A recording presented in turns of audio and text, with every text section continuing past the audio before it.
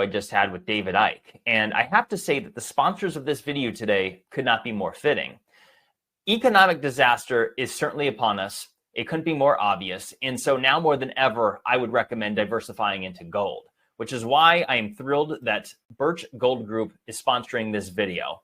And listen, when you open a gold IRA with them, for every $10,000 you spend by December 22nd, Birch Gold will send you a free gold bar. Just visit birchgold.com/brightinsight to claim your eligibility before Black Friday. And Birch Gold can help you convert an existing IRA or 401k into a gold IRA for no money out of pocket, and you still get the free gold bars. Don't let your savings become a victim of further devaluation of the dollar. Visit birchgold.com/brightinsight to receive a free info kit on gold and claim your eligibility before Black Friday to receive free gold bars on your qualified purchase. I highly recommend Birch Gold Group. They are trustworthy and they're an excellent company. So if you're going to diversify into gold, which you should, I highly recommend Birch Gold Group. Go to birchgoldgroup.com/brightinsight. Now we're about to get to the interview with David Icke, but let me quickly mention my last sponsor of this video, which is the company BioOptimizers. They are having a Black Friday mega sale, which is happening now and will last through the entire month of November. And listen carefully, because this mega deal is available only for my listeners, only with my code, which is Bright Insight. Now, we all have those ever-growing Black Friday wish lists, but this year I challenge you to make your health a top priority. Instead of those impulse purchases, let's focus on what really matters. We all know the importance of sleep when it comes to our overall well-being, and while some might say that you can't buy a good night's sleep, I'm here to tell you that yes, you absolutely can. I'm talking about Magnesium Breakthrough from BioOptimizers, a true game changer in the quest for a better night's sleep. As you know, because I rave about this magnesium stuff all the time because I've been taking it, it's the only product I trust because it combines all 7 critical forms of magnesium into one convenient bottle. So keep in mind that when you supply your body with these essential magnesium forms, you're in for an incredible upgrade. Magnesium supports a balanced inflammatory response, promotes healthy restorative sleep, relaxation, calmness, and better stress response. BioOptimizers Black Friday mega sale is happening right now and lasts through the entire month of November. The biggest discount you can get and amazing gifts with purchase are available only to my page, biooptimizers.com/brightinsight with code BRIGHTINSIGHT. This is your golden opportunity to stock up and reap all the amazing benefits it has to offer. Trust me, it's the best value you can get on this type of Black Friday deal. You won't find a better deal on this stuff anywhere else, even on Amazon. So choose health over unnecessary things on Black Friday. Head over to biooptimizers.com/brightinsight and enter the code BRIGHTINSIGHT at checkout. Your well-rested, calmer, and healthier self will thank you. And remember, it's biooptimizers.com/brightinsight with code BRIGHTINSIGHT. You are welcome. Now, with all of that said, here's the interview. David Icke, it's an absolute pleasure to connect with you finally. I've been following your work for many years. You played a huge role in what I call my awakening back in 2015. I was going back to school for a master's of business administration, and I was noticing that the world isn't what it seems. I'm an Iraq war veteran. I was waking up to that was a literal crime against humanity, a scam and a lie. And then I came across one of your talks where you're talking about the money scam involving the central banking, the Federal Reserve and the fiat money system, and that they're charging interest on something that doesn't exist. Then when somebody doesn't make payment on their property, they take the property and resell it with interest on money that doesn't exist. And it blew my mind because I'm like, how am I getting a master's of business administration? And no one's ever taught it like that. No one's ever explained it like that.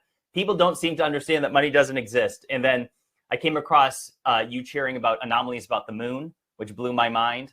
And then fast forward a number of years, COVID, the alleged pandemic, takes off, and you're talking about the PCR tests. And I look into that, and it's like, sure enough, the gentleman who invented the PCR test said it should absolutely never be used to test for a virus. So going back decades, you've come out in the mid-90s and made waves when you made allegations against the British, the royal family, and you were spot on about so many things, Jimmy Savile and others. And long story short, it's now at the point now where people went from thinking like, oh my gosh, this guy, what's he talking about, to, oh my God, what has he not been right about? So with that being said, this long introduction, I want to say thank you for your time and give you basically the floor to share with us what you think is coming in the near and long-term future. What is your prediction for what we can expect next on a global scale? And anything that you want to share, I am all ears. Right. Well, people have said to me, how do you predict the future? And my response is, I don't. I predict a plan that is designed to become the future. And it doesn't have to happen. And so my pleasure is not in being proved right. It's in alerting enough people to what's planned for it not to happen. So I take no pleasure in the fact that it's happening, and in detail. But I also said a long time ago that it's going to have to get really bad before we summon enough response to stop it. And that's because, understandably, people don't want to face what's really controlling the world and the direction it's taking us. They don't want to face that.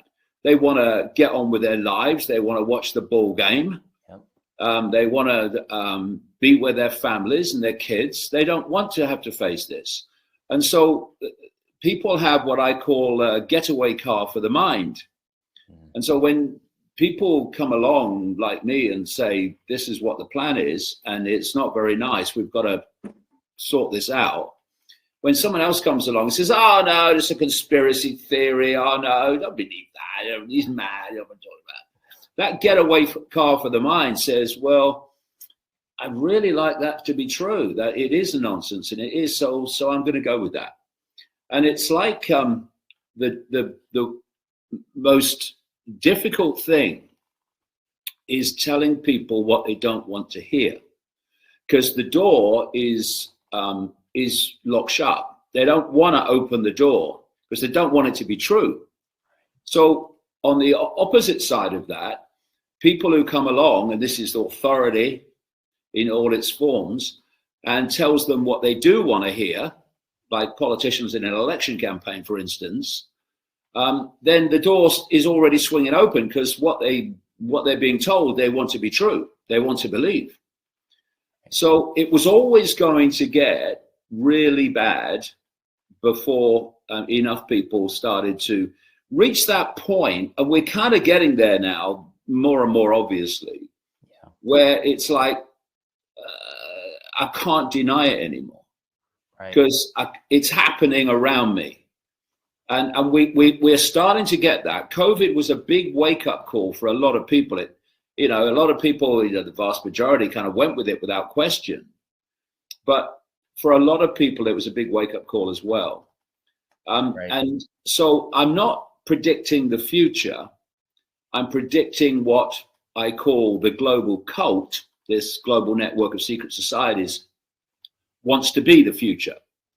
But when you have 8 billion people, we're told, and you would get the inner core of this cult in a single room, then only by the acquiescence of the 8 billion to the few can what they want to happen. And so I can talk here now about what the plan is from here, but I want to emphasize before I start, this is what they plan, this is what they want, this is what they've worked so long to achieve, but they can't impose it upon us unless we allow it. Right. And so I have this phrase, know the outcome and you'll see the journey. When people look at the world, it's apparently a mass of bewildering, random events, people, organizations, happenings. But when you know what the outcome is planned to be, these apparently random happenings become very clear stepping stones to that outcome. So what's the outcome? And if I explain that, suddenly the world will look very different or make more sense to a lot of people. The idea is to create a centrally dictated structure of control based on artificial intelligence. So the political structure would be a world government which would not be elected politicians. That's why they are seeking to discredit politicians. This is why so many moronic people, I mean, there's always been moronic people in politics, but today they're everywhere. And during COVID, they were everywhere.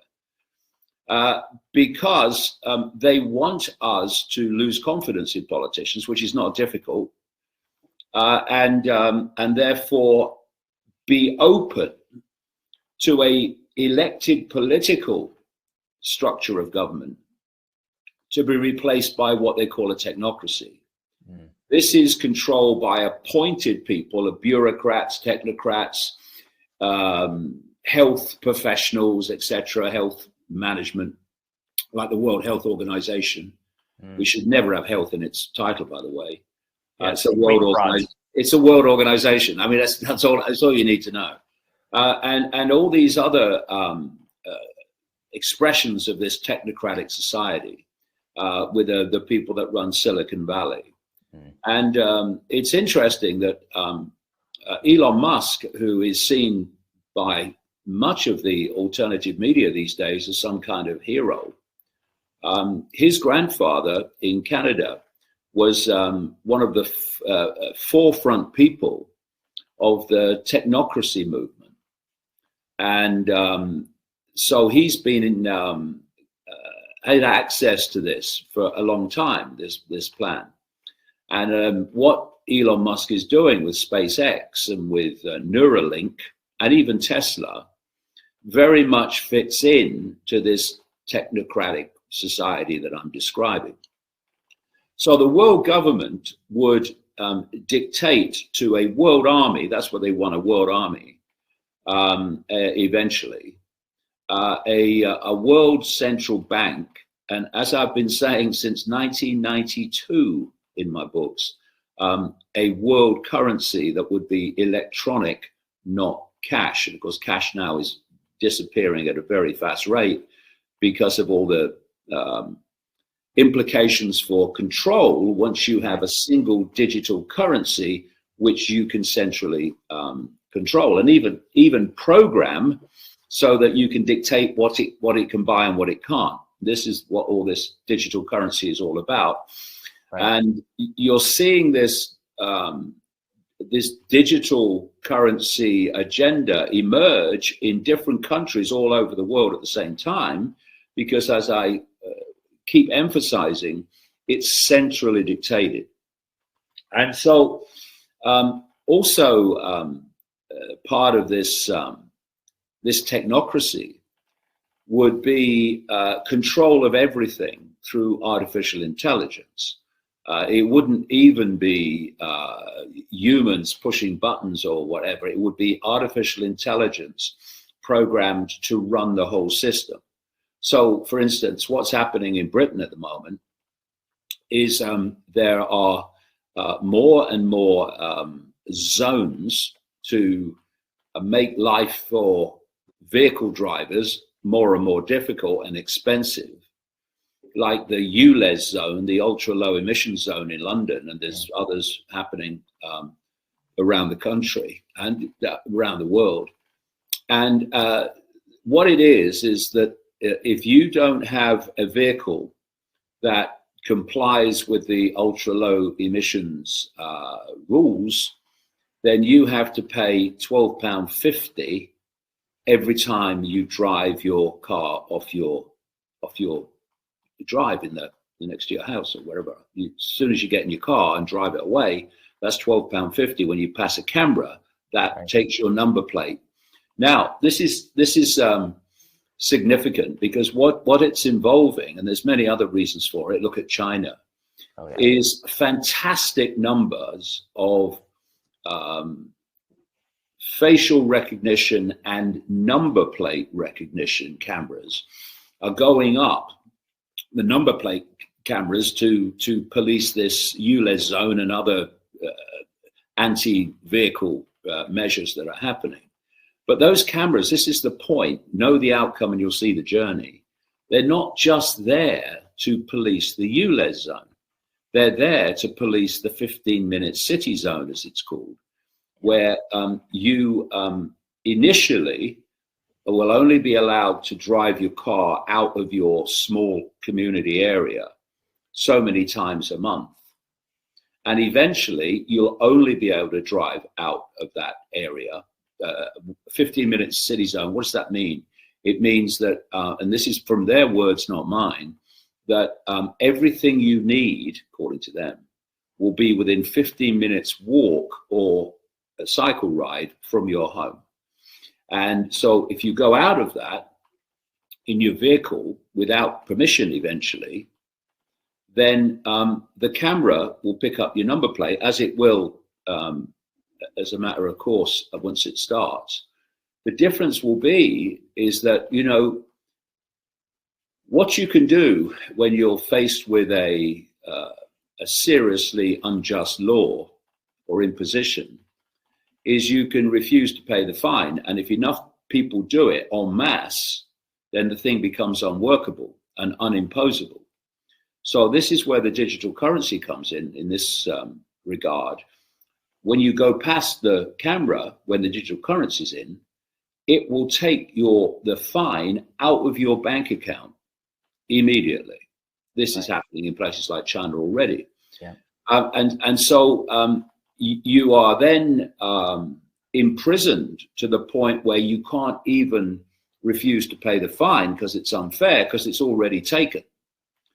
The whole system is meant to be run by AI, and the real extreme level of this is that they, and this is them openly talking about it now, people like Ray Kurzweil at Google, the so-called futurist, and other people in Silicon Valley.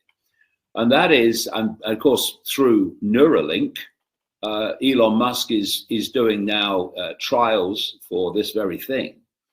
And that's to connect the human brain to AI. From that moment, AI would do human thinking. If you look at the words of Ray Kurzweil at Google, and these are some years ago now, he says by 2030, the human brain will be connected to artificial intelligence. And once, as there is words, once that connection's been made, AI will do more and more of human thinking until human thinking is basically negligible. In other words, what they're doing up to this point is to manipulate perception, which leads to your behavior. We behave as we do because we believe as we do and perceive as we do. Through the manipulation and suppression of information. This is what all the censorship's about. The censorship's not being done for the sake of it. It's being done so that the government narrative dominates what people hear, and any other explanation for events is marginalized and snuffed out. So, and if all you hear is one explanation, you're very likely to believe it. So up to this point, and still today, we have the manipulation of information and the suppression of information to form the perceptions of the population, thus the behavior of the population.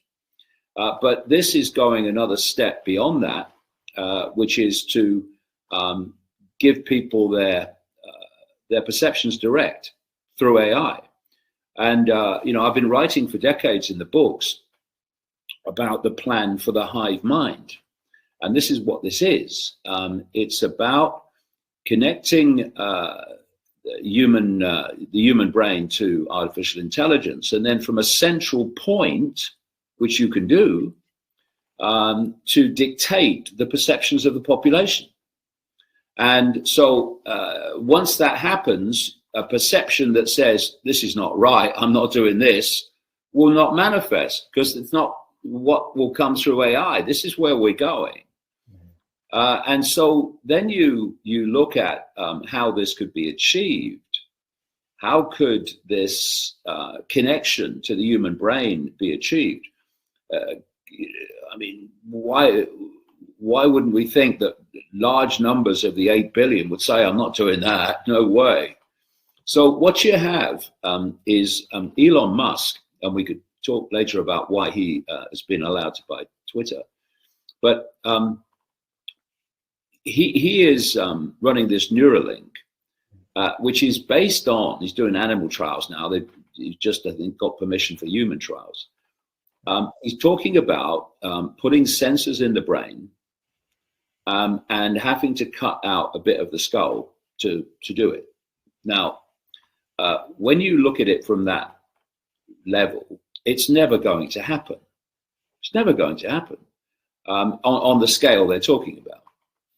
And it's a diversion from the real way that they plan to do it.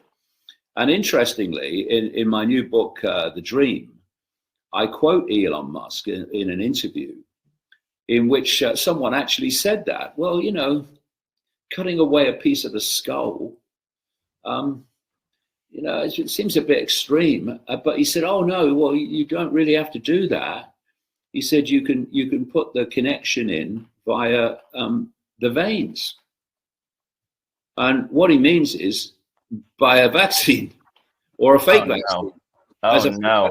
In terms of mRNA and the so-called COVID vaccine, which is not a vaccine by any other previous criteria. No, not at all. And he was talking about that, and that's what I've been talking about in relation to this COVID fake vaccine. You know, the whole COVID story was an absolute joke and a hoax. Verifiably, by the way, like that, people, you were speaking about this very early on, but you were completely correct. Like that, it is at the point now where anybody with just a small amount of research could see that everything they said was incorrect and in fact verifiably false at the time, i.e. a lie. Yeah, exactly. And what I said in an interview I think it was the end of March 2020, is that the punchline of this COVID hoax is going to be the vaccine. Yeah. Because it's a way of getting material into vast numbers of people. Right. And that's why they came up with this synthetic mRNA, messenger RNA system with this spike protein and all that stuff to infuse into people. It's synthetic material. Right. Because another part of this is where they want to go, and we can get into this as we go along, is they want to change the nature of the human body from what you might call biological human 1.0, to a far less biological, more synthetic human 2.0. And so they're putting this messenger RNA in there. And what you can see from the work of these shockingly few, actually, brave scientists and doctors who started questioning this and researching it. And they show you these big electron microscope blow-ups of blood of vaccinated people, fake vaccinated people. And you see when it's fast forwarded through the sequence, these self-replicating systems, almost like technological systems, forming in the blood. And that, I would suggest, is the connection to AI. Because the quote I just gave from Ray Kurzweil, he talked about human brains via AI being connected to the cloud. And the cloud, of course, is this technologically generated electromagnetic field that is designed to hit every inch of the planet. Now, we're seeing the 4G towers everywhere. We're now seeing 5G towers everywhere, 6G, 7G to come. Right.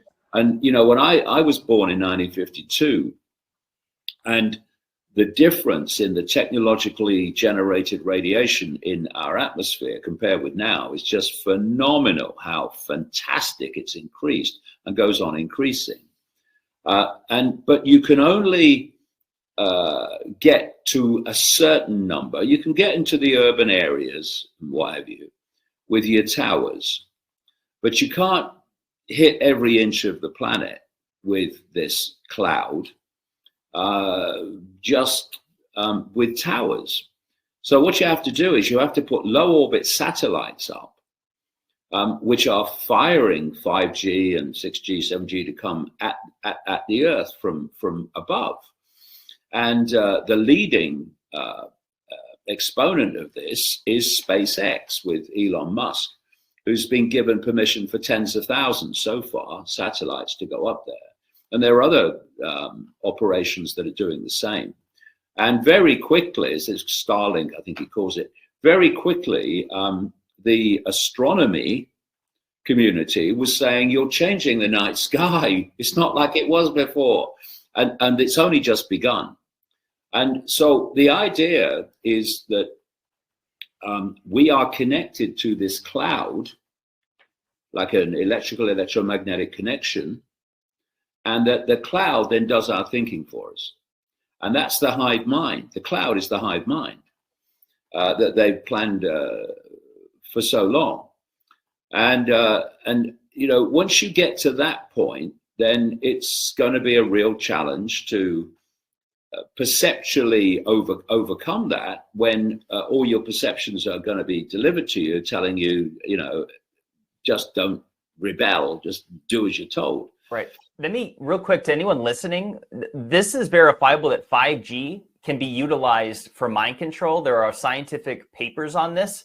It's so to anyone, just to interject to say that like what you're saying right now might sound crazy to some people, but do your own little bit of research, which is 5G. I mean, this is like, was it MIT papers came out about this. So just to clarify it's somehow possible for 5G to be used to influence the human mindset as well as behavior and even moods, which blew my mind. Yeah, because you know, look at the brain, look at the body. It communicates and processes thought information electrically and electromagnetically. So a technologically generated electromagnetic field is going to fundamentally affect us as long as it's on the right frequency, and it will be on the right frequency because the idea is for it to affect us. Right. And I'll tell you a quick story. See, one of the things I've been saying over the years is that whatever technology you see in the public arena, it's light years behind what they actually have in the underground bases and the secret projects. And what they do is they play it out in a sequence. And they have their cover stories explaining how this came about. Well, actually just came out of the underground bases and secret projects. But you have front men like Gates and others who just, oh yes, we invented this. No, you didn't. You're just the front man for it. And so it's no surprise, therefore, when you look at this technological rollout, that there's not a gap that you would think there would be, when maybe you'd say, well, you know, we can't go any further until some geek in a garage in Silicon Valley invents the next stage of the control technology. But it doesn't. It just gets faster and faster and faster because it's rolling out. It's already there. And on Iconic, our well, there you go, our media platform, we have a show called Classified, in which our host Richard Willett talks to people really deep in the rabbit hole stuff. And he interviewed a guy called Darrell G. James. You might have come across him, who was a naval in the naval operation of the United States. And he ended up in the US Navy in an underground base in Cornwall in England. And he tells the story of what he experienced. He saw, he said, reptilian entities down there. He saw gray entities down there. But from the subject we're talking about, and he was there in 2003, And he said he was in this room with someone, and someone was telling him about some deep stuff that was going on at the base, which the authorities didn't want the guy to talk about. And he said suddenly there was this voice, and it just boomed into the room and started reeling off the consequences for this guy if he went on talking about it. And it was like, where'd that bloody voice come from?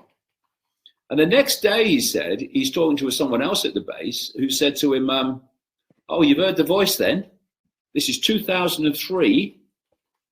He said, yeah. He said, what was all that about? Well, he said, it's a new technology called 5G, right?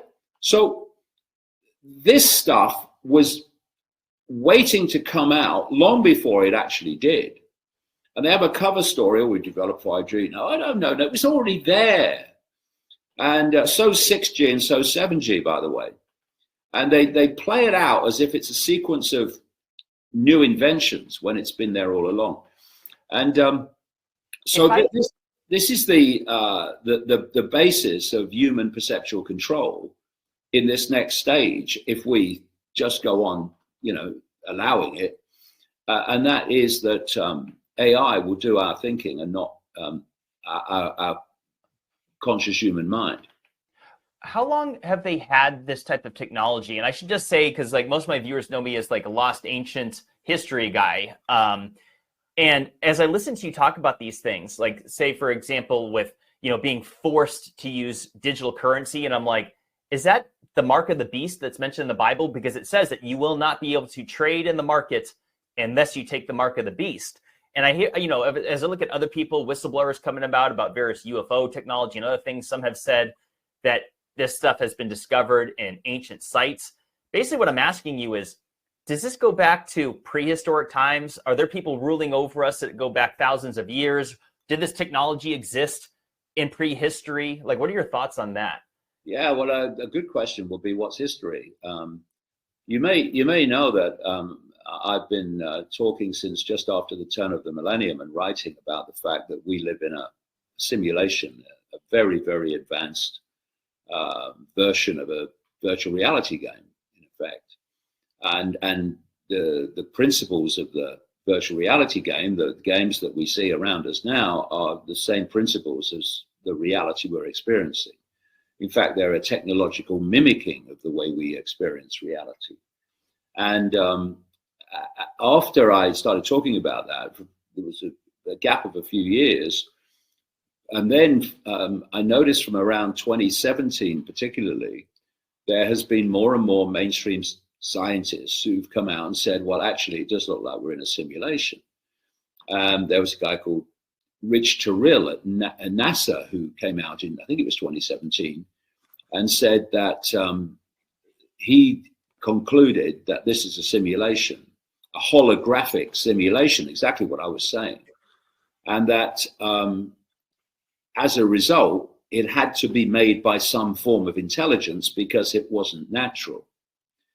Then I read a story in April 2021 in Scientific American. I'd been saying since just after the turn of the millennium that this is a simulation, and the limit of the simulation at this level, there are other levels of it, was the speed of light, which appears to be the fastest speed. It's not, nothing like, but it appears to be because it's part of this simulation. And in April 2021, this Scientific American article by an academic said he concluded we live in a simulation, and the limits of the simulation are the speed of light, which he related to processing speed. That you can encode the rules and the limits of the game, but you're still subject to the processing speed that's available. And one of the things I said after the millennium was that what we call the laws of physics are actually the encoded laws of the simulation. So if you're making a virtual reality computer game, then the creator encodes into the game the limits of the game and how the game's going to be played. And that's what we call the laws of physics. That's when people have near-death experiences and they leave the body. They describe in their millions now a completely different reality with a different, obviously different laws of physics in terms of what they can do and what they experience. It's because the laws of physics are limited to this reality, the ones we call the laws of physics. And, you know, there's a guy at MIT called Max Terrell, no, not Max Terrell, Max Tegmark, who wrote a book called Our Mathematical Universe. And he points out that the physics of computer games, virtual reality computer games, and the physics of our reality are basically the same. And we've seen more and more scientists coming out and saying, you know, this looks like it's a simulation. In fact, about 2 weeks ago, in England, there was a physicist at the University of Portsmouth, not far from where I am, who was in all the newspapers saying he thinks this is a simulation after his research. And then you've got, you know, and you'll know this after your research into the ancient side of this, is that encoded into buildings and encoded into our reality, whether it's the way that storms form, whether it's the way that plants grow, whether it's the proportions of the human body and the human face, all these different things. I mean, everywhere there are certain recurring codes. Sacred geometry. Sacred geometry, exactly. We call them pi, golden mean, divine proportion, the Fibonacci number sequence, and also the fractal patterns, which relate to the as above, so below methodology of holograms. And what I'm saying, and I've been saying this for a long time, is that these codes are the codes of the simulation. And then we talk about the genetic code, and I say that is the coding of the body through which we are decoding the simulation, because the simulation is not a construct, it's an information field. And like I said earlier, the technological world of today is clearly mimicking, when you look at it, our reality and how we create it. And so if you took this simulation field as a Wi-Fi field, and you've got the computer that is decoding the Wi-Fi field into what we see on the screen in a totally different form on the screen, then you've got the dynamic between the human body and the simulation. This is decoding the simulation. And so if we go to mainstream science, you can see the supporting evidence of that, because the five senses through which we lock into this simulation field are initially the interaction with the field is frequency, because this is a frequency field of information, like a radiation field of Wi-Fi. And what the five senses then do is turn that frequency information. The ears are a classic because, you know, sound waves, they turn the frequency information into electrical information, which they communicate to the brain. This is including the sight senses. And there's different parts of the brain that specialize in decoding the different senses. And then it forms together into a reality that we think is external to us, but is actually in here. And in the same way that if you look at a computer decoding Wi-Fi, and you say to people, tell me about the internet, they'll tell you it's graphics and it's videos and whatever you want on the screen. Well, yes, it is, but only on the screen. Everywhere else, the internet is in another form. It's a Wi-Fi field or it's electronic circuits.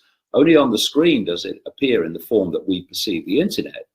Only in here does the world that we perceive we're interacting with appear in that way. And if you think about, I'm looking at a computer now, And what's on the screen is being decoded inside the computer. And in the same way, this reality is being decoded inside the brain. And the whole genetic system is part of that process as well. And, you know, from that rich to real quote, it had to be created by some intelligence. Well, I concluded a long time ago that we're being manipulated within what we call human reality, which is, what is human reality? In terms of visual reality, it's a phenomenally, ridiculously narrow band of frequency we call visible light, which is almost infinitesimal compared with infinite reality that exists on, beyond it. And so we think when we look through our eyes, that we're looking at everything there is in the space we're looking at. But actually all we're seeing is a tiny band of frequency, visible light. Right. And if you look at mainstream scientific estimates of the ratio relationship between the electromagnetic spectrum, which is basically our reality, and the universe, which is only one universe within infinite reality, then they reckon that the electromagnetic spectrum is about 0.005% of what exists in terms of energy in all its forms in the universe. And visible light is a fraction, a small fraction of the 0.005%.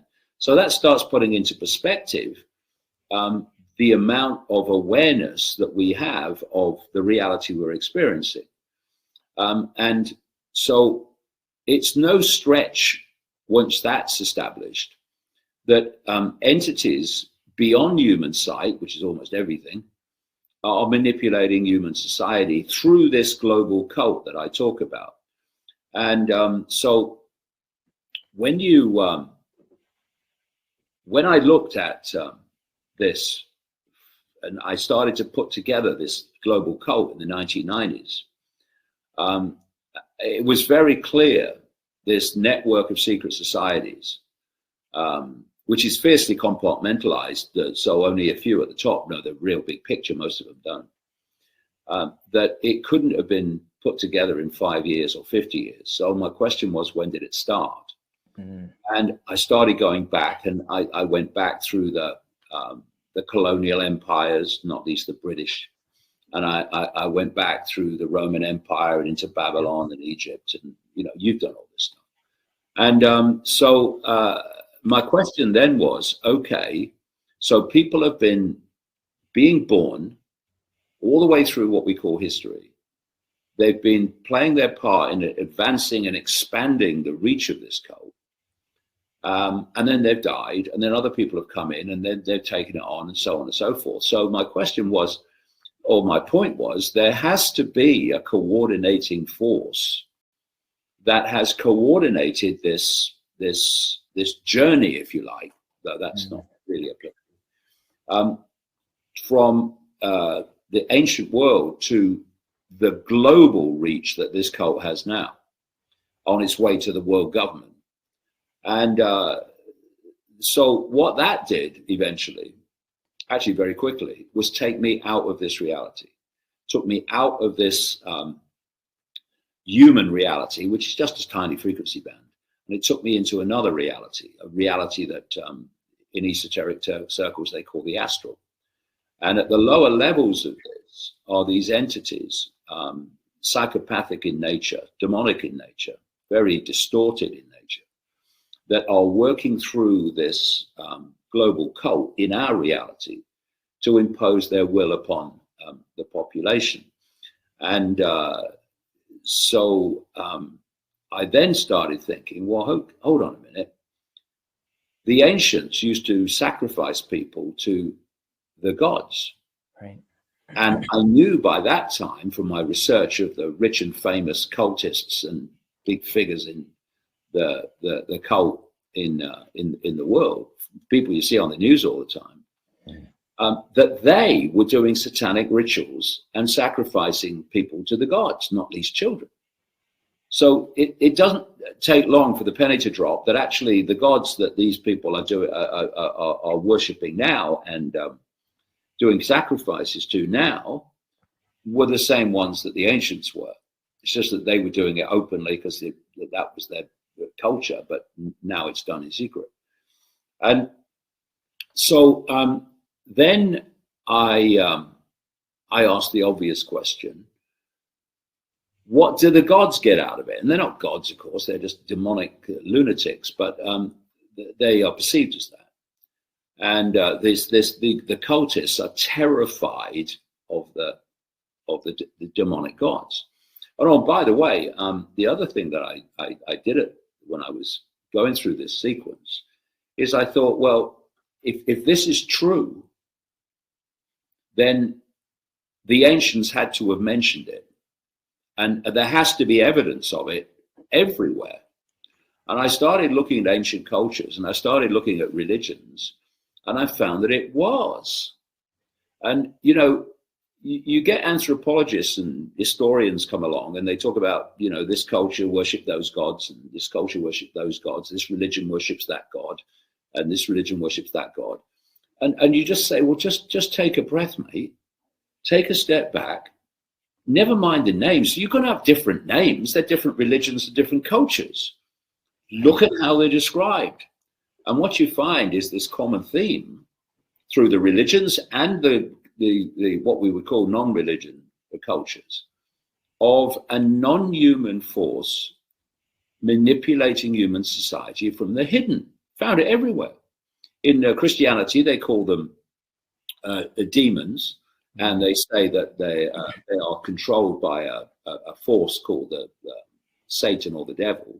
Right. Which is like Satan and the devil, for me, that they are names of a consciousness, a distorted consciousness, which works through these entities, which we call demons. Then you go to Islam, and people think Islam is very different to Christianity. Actually, there's a lot of points of agreement, funnily enough. And one of them is that there is an entity which Islam calls Shaitan or Iblis, which is working through the jinn, from which we get the term genie. And then you look at the Gnostic belief system and documents that were found in an earthen jar in 1945 in Egypt, a place called Nag Hammadi, 75 to 80 miles north of Luxor. And they found in these documents, they were absolute treasure trove of documents, that they estimate were put in that earthen jar about 400 AD. The Gnostic belief system ran the Great Library at Alexandria, which was a big depository of ancient knowledge, which the Roman Catholic Church destroyed in a series of attacks.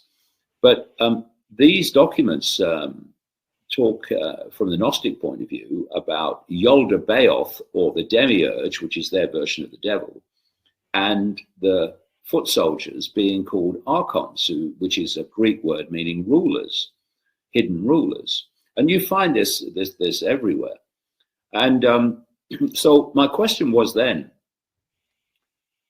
what do the gods get out of it? Why do they do it? What are these demonic entities? Why do they do it? Yeah. And what comes with the research is this: that this demonic force is feeding off low vibrational human energy. So every time, this is mainstream science again, every time we feel an emotion or we have a thought, we're generating a frequency. And the sum total of all those frequencies is what we call our perceptions, our perception field. And when you feel all those emotions that relate to fear, which of course is the vehicle of control in this reality we call human, anything around that fear, whether it's anxiety or depression or even hatred or resentment or regret, all these low vibrational entities, emotions, they are low vibrational. Right. Mainstream science has worked out the frequencies of these different states of being, and they're low, slow frequencies, whereas joy and love are very high frequencies. Yeah. And this demonic mentality, because it's a demonic mentality, because it feeds off suffering and war and conflict and all these things that humans give off when those things happen, they themselves are in a low vibrational state. So if they're going to absorb energy from humans, it has to be within their band of frequency. So they've created this this simulation to delude us that we're experiencing something that we're actually not. And within this simulation, they are manipulating, and you go back through what we call history, you'll see the same. They're manipulating conflict, wars, suffering, deprivation, all the things that elicit low vibrational energy and emotion from people. And they're feeding off them. And, you know, when people are feeling an emotion, say a low vibrational emotion, you can see it in their body language, what they're feeling. They might scream or whatever.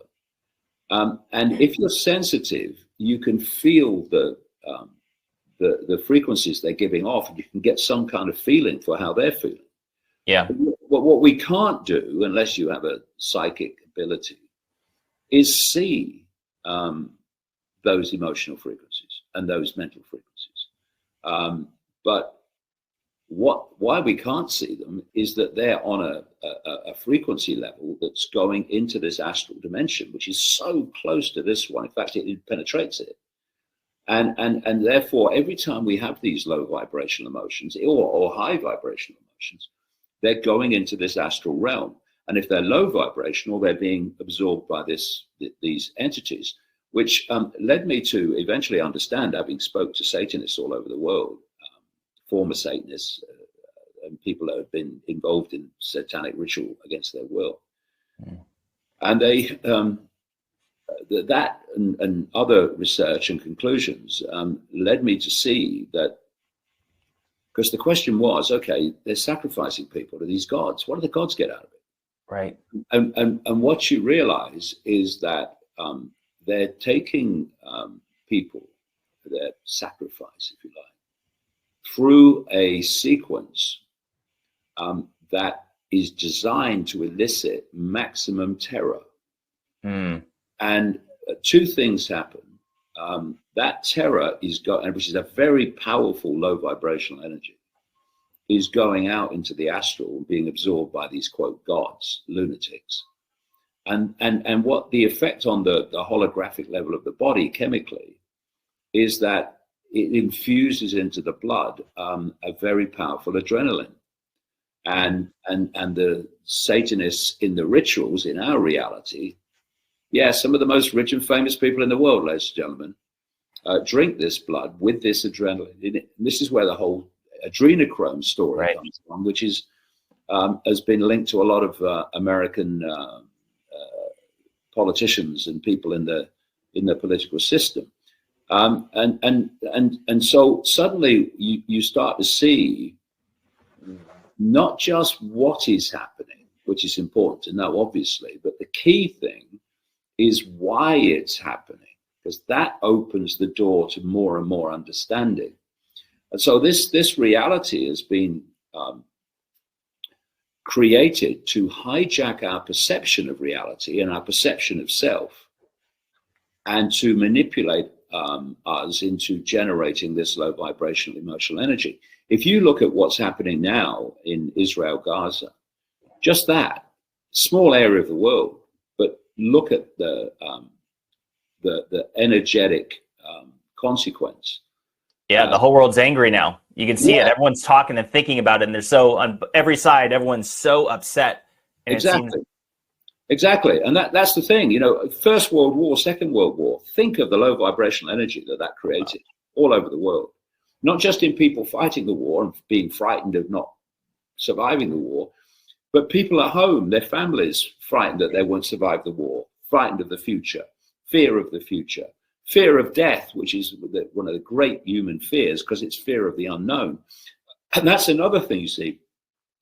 If you can keep from the people an understanding of the reality that they are experiencing, and the fact that we are not our body, we are consciousness experiencing through the body, and all the labels of a human life are actually just experiences. They're not the I. The I is consciousness. The consciousness is eternal. The consciousness is exploring forever, forever. But if you can keep that from people, and you can get them as a result of not knowing that, fear death, then first of all, I mean, a very simple thing, you give enormous powers to the medical profession.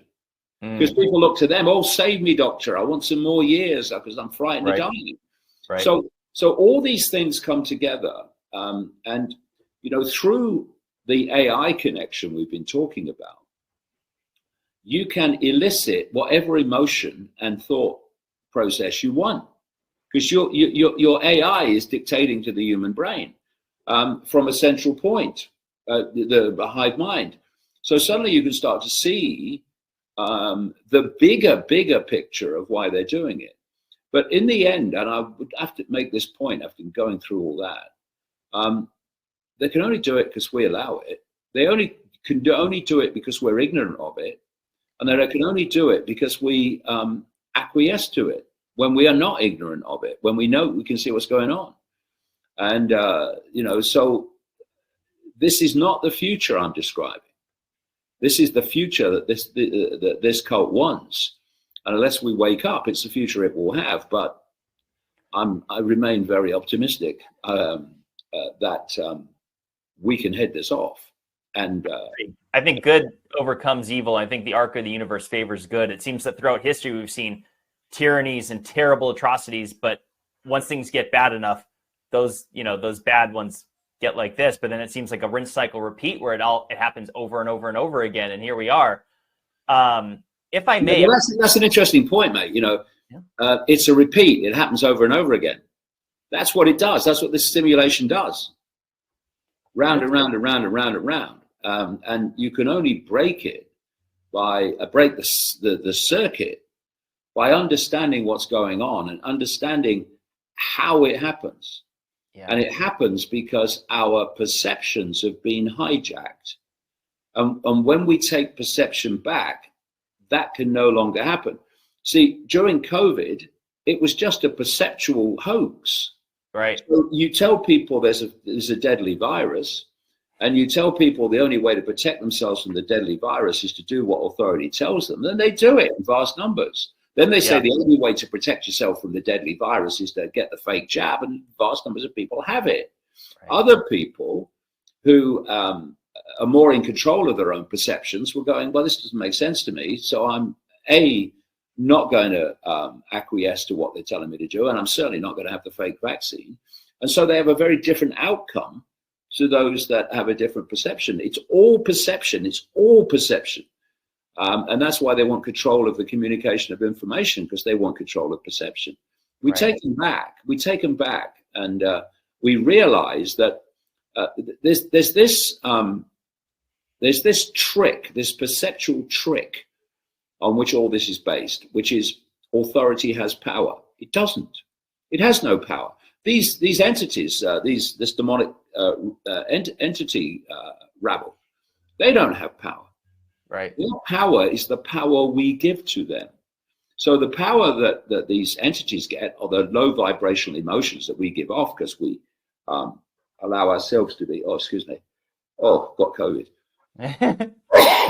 Please put a mask on. You know, but they need us. We don't need them. They need us because they need this energy. Right. And then you've got authority in general in our world. And people think authority has power, but the power it recycles back onto us is only the power we've given to it in the form of acquiescence. Right. So if during COVID, for instance, vast numbers of people that can see it now could see it then, and they realize that authority lies to us, that's its job. Therefore, we should question everything that they do. And make sure it stands up to scrutiny, and they provide the evidence that what they're telling us is true. And if we do that, and if we had done that, and vast numbers of people had said we're not cooperating, there would have been no COVID. There would have been no lockdown. Right. There would be no dramatic undermining of the global economy. There'd been none of that. Right. But because we, people wouldn't have had the jab. But because we, large numbers of people didn't do that, look what happened. Let me ask you, so I know you feel the same way, that it couldn't be more clear that the whole pandemic was exactly that. It was planned, and it was deliberately put in place to establish infrastructure across the world to reduce our liberties and put the globalist agenda's plan to further it. And I guess my question for you is, because I'd say many people did not foresee that there was going to be this pandemic.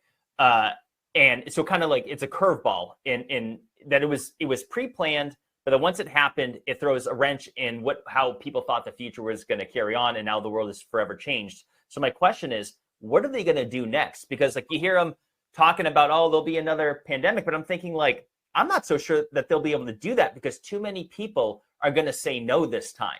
Like, I'm never putting a mask back on. I'm not doing it. And I know that there's enough people out there that feel the same way. So I feel like that ship sailed, and I could be wrong unless they come out with something that was actually deadly this time. Like, I'm going to have to see people bleeding out of their eyes for me to have any like care, in what if they're going to try to push that narrative again. So my question is, what do you foresee coming? What will be their next plan of attack to, like, for example, steal elections throughout the world or whatever it is? Like, what do you think is coming in the next year or two if you had to predict? Well, first of all, we've got this going on in Israel, Gaza, which is very significant because that's the potential to break out into a wider conflict. Right. But, when you look at this World Health Organization treaty that it's seeking now to impose, if you have a few people and they want to control billions, then what you have to do is centralize power. Because the more you centralize power, the more power you have at the center to centralize even quicker. So it gets faster and faster, the centralization, which it has. And if you look at the whole sequence of what has happened, you had tribal people and people organized in tribes, and they made decisions within the tribe. Then you had lots of tribes come together in what we call nations. Now a few people at the center of the nation were dictating to all the other tribes that form the nation. Then in things like the European Union, we had nations coming together, vast number of nations really in Europe, and centrally controlled by bureaucrats now, not even elected politicians. And you've got the various trading blocks like BRICS, for instance. You've got NATO, and all these things are moving towards a centralized dictatorship in which a very few people can dictate to everyone else. For instance, I'm banned from 27 European countries now, and it will be 29 by the end of the year when Bulgaria and Romania come in. That's wild. To what's called the Schengen Group. And what the Schengen Group is, it's countries that share the same border policy. So I was invited to speak at a peace rally in Amsterdam last year, and a peace rally, and all hell broke loose in the Netherlands. The government ministers were using parliamentary privilege to absolutely demonize me. So the media demonized me night after night, day after day for about 3 weeks. And they decided to ban me from going to the Netherlands. But because they're in the Schengen Group, it means that I'm banned from all the others in the Schengen Group at the same time because I'm banned from Holland, right? You see how it works? Yeah. And the whole point of the World Health Organization, when it was created by the Rockefellers in 1948, now run by a Rockefeller gopher called Bill Gates, was to eventually centrally dictate health policy, not least deciding when there's a pandemic, and then dictating how all the countries of the world within the membership of the World Health Organization, which is virtually everyone, responded to that pandemic. So this treaty that they're trying to push through in the wake of COVID is designed to give power to the World Health Organization to call a pandemic. It doesn't have to provide the evidence, just say it's a pandemic. Saw that with COVID. And then dictate to all the member countries, how they respond to it. So the centralization side of this becomes more and more important in understanding what the plan is from here on. It's to constantly centralize power into fewer and fewer hands, even beyond the few hands that's got it now. And so if the World Health Organization then calls a pandemic, then all these countries are going to be reacting the same. And that obviously makes it a challenge, because it's a global phenomenon that's suddenly happening. And so what you'll need is, as you're talking about, you need vast numbers of people to say, no, I'm not doing it. But it's not just a pandemic of health, although it's related to that. The massive, monumental hoax we call human-caused global warming is being ushered in to justify centralization of power, global dystopia through the world government. Yep. And why are they saying we must have 15-minute cities, which I talked about earlier? Because they say we must not produce carbon dioxide because it's killing the planet. It's not. No, carbon dioxide is the gas of life, without which we'd all be dead, because there'd be no natural world. There'd be no food. But people don't see that, because, as the Nazis said, repeat the lie often enough and people will believe it. Very effective. Yeah, it's very effective. Everyone's saying it. They can't all be wrong. All they can, if they're getting it from the same source. Yeah. And so what the World Health Organization is also moving into now is to relate health to climate change and, quote, global warming. And so they are in the process of preparing people to accept the World Health Organization calling for lockdowns and what have you, to protect health, which they say is being damaged by climate change. So you're looking at climate change lockdowns as well.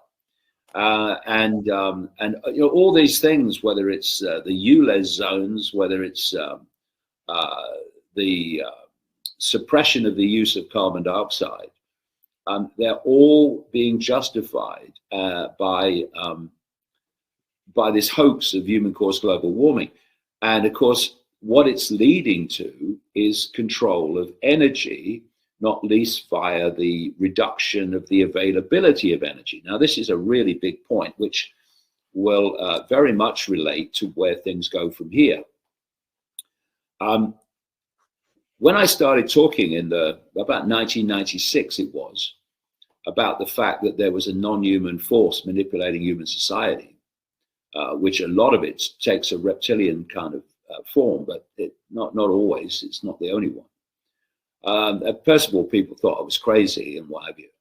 Of course they did, and I've been ridiculed ever since for it. But particularly since COVID, I've been noticing a very interesting phenomenon, and that is more awake people are starting to realize and see very clearly that what we're looking at is an anti-human agenda.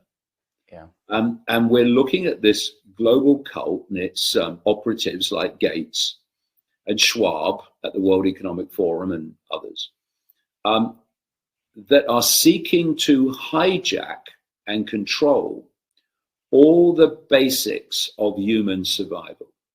So one of the things that they're seeking to do is control food. Again, like energy, part of that control is the reduction of availability, scarcity.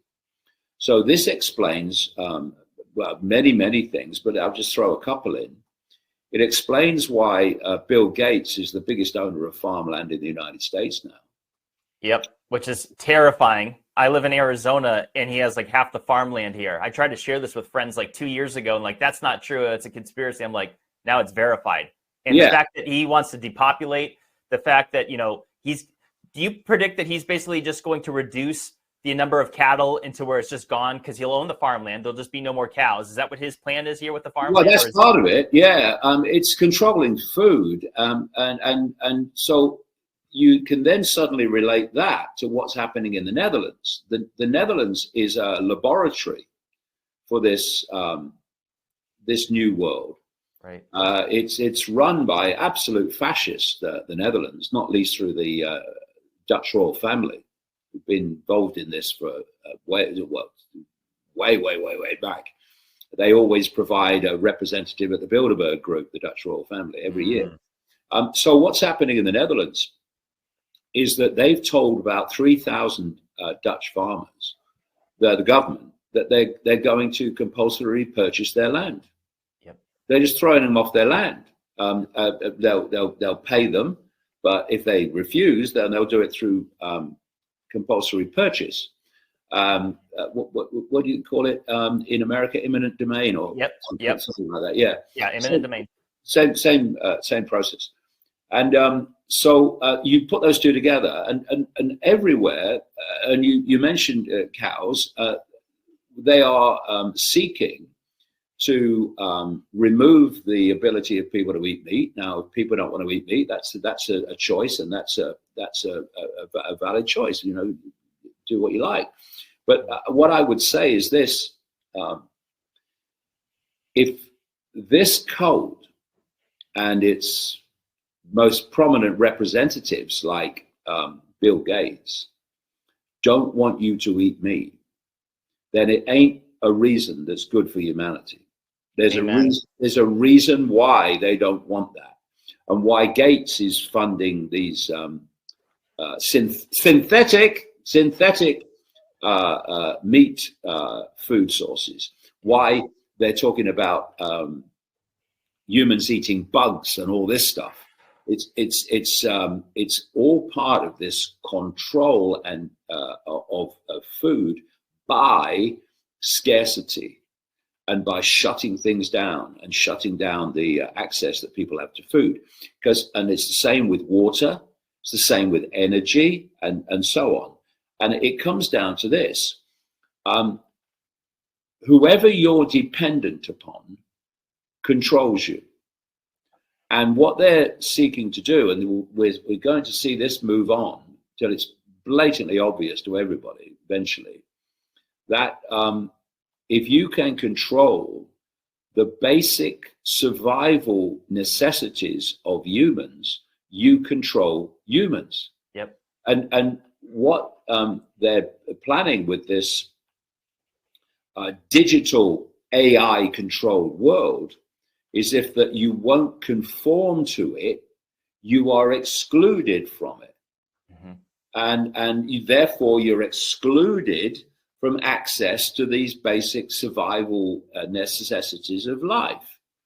And they're now openly talking about the fact that if you don't succumb to the digital currency and the digital ID and all this stuff, then you won't be able to function in society. You'll be excluded from it. They're openly saying that now. They are. And that's been the idea all along. I mean, I've been saying this for so long that this is what the plan demanded. And people laugh at you and dismiss you, but very, very many fewer now than before, because it's becoming obvious. So these things are all unfolding, and they'll go on unfolding. And anything that can divert your attention from the things that they're doing is beneficial to them. So I mean, it's not just because of diverting attention. There's many other reasons for it. But if you can have like the current conflict between Israel and Gaza, and everyone's focus moves to that. Right. And then there's Ukraine, everyone's focus moved to that. Now it's moved to Gaza and what have you. They again, it's control of attention. because control of attention is part of control of perception. Because what you focus upon, your perception focuses upon. And thus, if they don't want you looking there, then they'll get you to look there, because then you're not seeing what's happening there. It's like the magician. He wants you looking at his right hand while he does the trick with the left. Yep.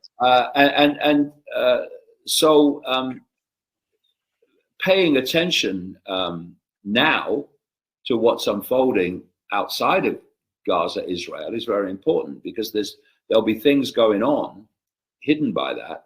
And there was a line on the day of 9/11 by a British advisor to the government of Tony Blair at the time. When every time Tony Blair speaks, the cult is speaking. Yeah. She sent out an email after when 9/11 had happened, which was, in the morning of, was it? It was 9 in the morning in New York. Yeah, it would have been like early afternoon in Britain, and it said, "Today is a good time to bury bad news." In other words, and it came out in the press, and she had to resign as a result. But it really did kind of personify this process of control of attention. So everyone's attention, obviously, on 9/11 was to look at 9/11 and focus on that. And so if you want to put out bad news that you don't get any media coverage, do it today. That's what she was saying. Right. And it's interesting that, when there was this phenomenal amount of money that had gone missing in the Pentagon, from the Pentagon budget, it was unbelievable amounts of money. Yeah, $4.5 trillion at that time, the day before 9/11. The day before, that's the point. The day before 9/11, they announced it, because the next day, no one was going to talk about it, obviously, because of what they knew was coming. That was another pointer to the fact that it was one of endless pointers to the fact that it was all long planned. So there'll be things going on now. In fact, they're really pushing this treaty, this World Health Organization treaty now, in the wake of all this that's going on. Yeah. Now, real quick, David, I know you have a prior obligation. You have a hard stop time, but you got about 2-3 minutes left. I'm so grateful for your time. I would love to do this again, but I guess to wrap up, I have so many more questions, but the last one, based on the time we have, is how much time do we have left before the implementation of this global control is complete?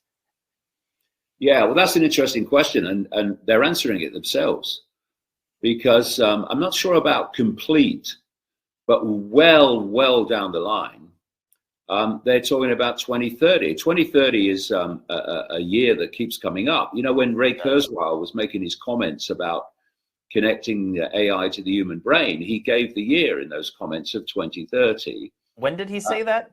How long ago was that? Some years ago now. Wow. It's been in my books, the last few books I've mentioned it.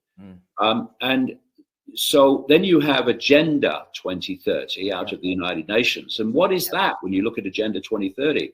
It's control, centralized control, based and justified by climate change, sustainable development, control of all the basics of life, food, water, energy, all of it, as well as much else. When you keep seeing these predictions, we've got so many years to save the planet. Well, the last one they gave, that's about 2030, 2031. And so they're all kind of focusing in on that time. So that's the time when they really want to really be pushing it. But the question is very interesting for this reason. It's happening so fast now because they're in a race. They're a race against what we call time, a race to get this locked down through AI before enough people have awoken to what's happening to stop it. So I said many years ago that there's going to come a time when this conspiracy, which was manipulating under the surface, under the radar, would have to break the surface where we could see it. And the reason for that is, if you're transforming a society, every element of society, basically, well, there's going to come a point where people are going to have to see it happening, where you can't hide it. And that's why they've now gone increasingly from hiding the agenda to sales pitching the agenda. So when Kurzweil talks about connecting the brain to AI, he doesn't say, oh, it's because we want to control everyone with a hive mind. He says, oh, it will make us godlike, superhuman, right? So they're sales pitching it. So when COVID happened, I said at the time, in the spring of 2020, I said, they've just entered the room and they've heard the door click behind them. And so they're on a, oh, God, bless you. I got that one. They're on a race between COVID when they entered the room and more people. A lot of people were bought it. A lot of people were going, what? And a lot of people since have gone, who did buy it, are going, whoa, I can see it now. Yeah. So they're in a race between the COVID card and when they can get AI locked down and connected to the human brain. And that's why they're rushing, because there is this fear that enough people will wake up eventually to stop it. And I say they will. Yeah. I'm very optimistic on that. But we are going to face in this time we're in now and on immense challenges, because they're going to throw everything at us to make us conform, comply, and submit. And we must not. And I won't for sure. And I'm sure you won't either. Right. They're all in now. Like you said, they're going to throw everything at us. They are all in. They have no choice. The amount of crimes these people have committed, they'd be lucky to spend the rest of their lives in jail. And it's going to be worse than that, because they'll be lynched in public, so to speak. And so they're all in and there's no turning back. They can never stop stealing elections. They can never take their foot off the gas at this point, because if they do, it will be their demise. David Icke, I know you have to run. I wish we could keep going, because you're a fascinating man, and we're barely just getting into things. So I'd love to do this again sometime. I couldn't be more grateful for your time. Any last things you want to say before we wrap up? Don't comply. That's right. The power of saying no. Always take anything authority says as a lie until it's proven otherwise. And most of the time it won't be. So if they want us to believe it, it's not good for us. And that should be the starting point every time authority makes a decree. Well said. David Icke, this was wonderful. Thank you again. And I look forward to doing it again with you sometime. Thanks, mate. It's been a pleasure. Bye. Absolutely. Bye now.